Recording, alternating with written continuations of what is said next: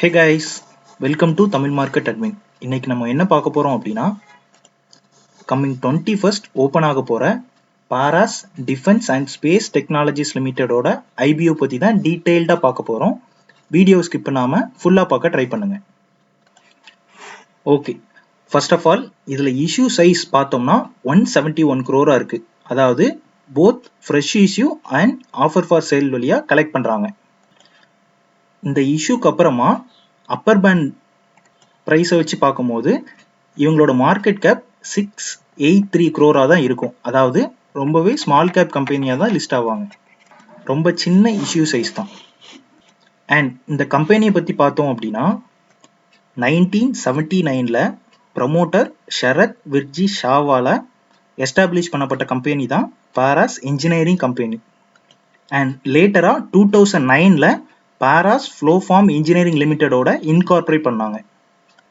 அப்புறமா 2015 அந்த நேமை Paras defence and space technologies லிமிடெடா நேம் சேஞ்ச் பண்ணிக்கிட்டாங்க. இவங்களோட பிஸ்னஸை பற்றி பார்த்தோம் அப்படின்னா wide range of defence and space engineering products and சொல்யூஷனை டிசைன் பண்ணுறது, டெவலப் பண்ணுறது அண்ட் மேனுஃபேக்சர் பண்ணுறது அண்ட் டெஸ்ட் பண்ணுறது தான் இவங்களோட பிஸ்னஸாக இருக்குது. அதாவது இவங்க பிஸ்னஸை 5 வெர்டிகல்ஸாக ஸ்ப்ளிட் பண்ணுறாங்க. என்ன அப்படின்னு பார்த்தோம்னா heavy engineering, defence and space optics, defence electronics, electromagnetic pulse protection solutions and niche technologies. இந்த வெர்டிகல்ஸை நம்ம எப்படி புரிஞ்சுக்கலாம் அப்படின்னா இந்த ப்ராஜெக்ட் ப்ரொஃபைல் வழியாக நல்லாவே டீட்டெயில்டாக புரிஞ்சுக்கலாம். அதாவது என்னென்ன ப்ரொஃபைல்லாம் இருக்குது அப்படின்னா rocket or missile programmes, space and space research programmes, naval systems, land and armoured vehicles, electronic warfare and surveillance, electromagnetic pulse production.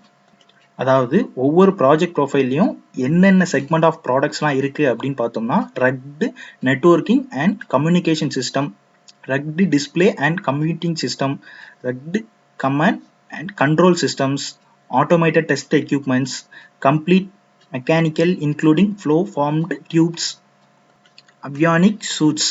So இதெல்லாமே ராக்கெட் ஆர் மிசைல் ப்ரோக்ராம்குள்ளே வருது. ஸோ சேம் லைக் தட் மற்ற ப்ராஜெக்ட் ப்ரொஃபைல்குள்ளே என்னெல்லாம் வருது அப்படின்னா இந்த மாதிரி காம்போனன்ட்ஸ்லாம் வருது. அதாவது ஸ்பேஸ் அண்ட் ஸ்பேஸ் ரிசர்ச்குள்ளேயா இருக்கட்டும், லேண்ட் அண்ட் அட்மோட் வெஹிக்கிள்ஸ்குள்ளேயா இருக்கட்டும், அண்ட் எலக்ட்ரோமேக்னெட்டிக் ஷீல்டிங்குள்ளேயா இருக்கட்டும். ஸோ டிஃப்ரெண்ட் ப்ராடக்ட் ப்ரொஃபைல் வச்சுருக்காங்க. ஸோ இந்த ப்ராடக்ட் ப்ரொஃபைலை பார்த்தீங்கனாலே உங்களுக்கு புரிஞ்சிருக்கும், இது ஹை என்ட்ரி பேரியர் உள்ள ஒரு இண்டஸ்ட்ரி தான். அதாவது நினச்ச உடனே யாரும் இந்த மாதிரி கம்பெனியை உருவாக்கிட முடியாது. ஸோ இண்டஸ்ட்ரியை பொறுத்த வரைக்கும் ஓகேனே சொல்லலாம். இவங்கள்ட்ட உள்ள கஸ்டமர் கேட்டகரியை 3 டைப்பாக பிரிக்கிறாங்க. அதாவது government customers, Indian private customers and international கஸ்டமர்ஸும் இந்த 3 கேட்டகரியாக பிரிக்கிறாங்க. இதில் கவர்மெண்ட் கஸ்டமர்ஸ் யாரெல்லாம் அப்படின்னு பார்த்தோம்னா ISRO, defence R and D organisation, Bharat electronics, Cochin shipyard, HAL, garden reach shipbuilders and engineers, Bharat dynamics, BrahMos. Private customers யாரெல்லாம் அப்படின்னு பார்த்தோம்னா alpha design, Godrej, Kirloskar, L&T, TCS, MKU, solar industries, premier explosives. And ஃபைனலாக இன்டர்நேஷ்னல் கஸ்டமர்ஸ் யாரெல்லாம் பார்த்தோம்னா Israel aerospace, Elbit systems, Rafael advanced defence, ஸ்டெல்லோ, L3, Safran, Japan group, advanced mechanical and optic systems. இவங்களாம் தான் இவங்களோட கஸ்டமர்ஸாக இருக்கிறாங்க. அண்ட் மேனுஃபேக்சரிங் யூனிட்னு பார்த்தோம்னா நேவி மும்பைலையும் தானேலையும் இருக்குது. அதாவது ரெண்டுமே பேஸ்ட் இன் மகாராஷ்டிரா தான். அண்ட் 3வது மேனுஃபேக்சரிங் யூனிட்டும் பிளான் பண்ணுறதா அவங்க மென்ஷன் பண்ணியிருக்காங்க. கஸ்டமர் வைஸ் ரெவென்யூன்னு பார்க்கும்போது பாரத் எலக்ட்ரானிக்ஸ் லிமிடெட் இதோட ரெவன்யூ கான்ட்ரிபியூஷன் தான் ஓவராலாக 16 to 18% ஆஃப் ரெவன்யூவை கான்ட்ரிபியூட் பண்ணுது. அண்ட் அதுக்கப்புறம் பார்த்தோம் அப்படின்னா க்ரீன் ஆப்டிக்ஸ். ஸோ இது வந்து 2020 10%, இந்த இயர் 1.45% கான்ட்ரிபியூட் பண்ணியிருக்கு. அதுக்கப்புறம் பார்த்தோம்னா economic explosives and Astra Rafaels, Hindustan aeronautics, TCS இவங்கெல்லாம் ரெவன்யூ கான்ட்ரிபியூட் பண்ணுறாங்க. அண்ட் மேனேஜ்மெண்ட்டை பற்றி பார்த்தோம் அப்படின்னா மிஸ்டர் ஷரத் விர்ஜி ஷா இவர் தான் chairman and non executive director. இவருக்கு இந்த இண்டஸ்ட்ரியில் 41 இயர்ஸ் ஆஃப் எக்ஸ்பீரியன்ஸ். அண்ட் இவரோட son mister Munjal Shah. So இவர் தான் மேனேஜிங் டைரக்டர். இவருக்கு இந்த இண்டஸ்ட்ரியில் 23 இயர்ஸ் ஆஃப் எக்ஸ்பீரியன்ஸும். And whole time director mister Shilpa Maharajan. இவங்களுக்கு இந்த பாராஸ் கம்பெனியோட 3 இயர்ஸ் ஆஃப் எக்ஸ்பீரியன்ஸும் அண்ட் இதுக்கு முன்னாடி டைரக்டர் எக்ஸ்பீரியன்ஸும் இருக்குது. ஸோ ஓவராலாக வெல் எக்ஸ்பீரியன்ஸ்டு மேனேஜ்மெண்ட் தான். அண்ட் ப்ரமோட்டர் ஹோல்டிங்கை பற்றி பார்த்தோம் அப்படின்னா இந்த ஐபிஓக்கு முன்னாடி 79.4%, இந்த ஐபிஓ இஷ்யூ பண்ணதுக்கப்புறமா இவங்களோட ஹோல்டிங் 59.71% ஹோல்ட் பண்ணுவாங்க. ஸோ ப்ரமோட்டரோட ஹோல்டிங் ஓகே தான் ஆஃப்டர் இஷ்யூ. அண்ட் ஃபினான்ஷியல் பற்றி பார்த்தோம் அப்படின்னா அசெட் இயர் ஆன் இயர் நல்லாவே க்ரோ ஆகிருக்குது. அண்ட் ரெவன்யூ பார்த்தோம்னா இயர் ஆன் இயர் கண்டினியூஸாக டிக்ரீஸ் ஆகிருக்கு. இது நம்ம கஸ்டமர் வைஸ் ரெவன்யூலேயே பார்த்துருப்போம். அவங்களோட கான்ட்ரிபியூஷனுங்கிறது கொஞ்சம் கொஞ்சமாக குறைஞ்சிட்டே தான் வருது. ஸோ அண்ட் இவங்க ஹை பேரியர் பிஸ்னஸ்ங்கிறதுனால கண்டிப்பாக ஃபினான்ஷியல் நம்ம எக்ஸ்பெக்ட் பண்ணலாம் நல்லா க்ரோ ஆகும் அப்படின்னு சொல்லி. 2021 இபிஎஸ் பார்த்தோம்னா 5.55லையும் ரிட்டர்ன் ஆன் நெட்வொர்க்கில் 9.12லையும் இருக்கிறாங்க. ஓவரால் லயபிலிட்டி பார்த்தோம் அப்படின்னா 106 crore ஆஸ் ஆன் 2021. இதை வச்சு கால்குலேட் பண்ணோம் அப்படின்னா டெட் டு ஈக்விட்டி 0.4 தான், அதாவது 1க்கு கீழே தான் இருக்குது. ஸோ அதனால் டெட் டு ஈக்விட்டி ஓகே தான்.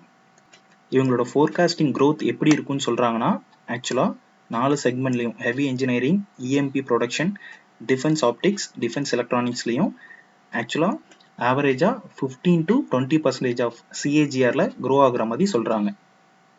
இவங்களோட அப்பர் பேண்டை வச்சு பார்க்கும்போது பிஇ 31.5 இருக்குது. அண்ட் லிஸ்டட் பியர் பார்க்கும்போது இவங்களுக்கு கம்பேர் பண்ணுறதுக்கு எந்த விதமான லிஸ்டட் பியர்ஸும் பிஎஸ்சி என்எஸ்சியில் இல்லை. அண்ட் ஐபிஓ டீட்டெயில்ஸ் பற்றி பார்த்தோம் அப்படின்னா ஐபிஓ ஓப்பன் ஆகிறது September 21, ஐபிஓ க்ளோஸ் ஆகிறது September 23.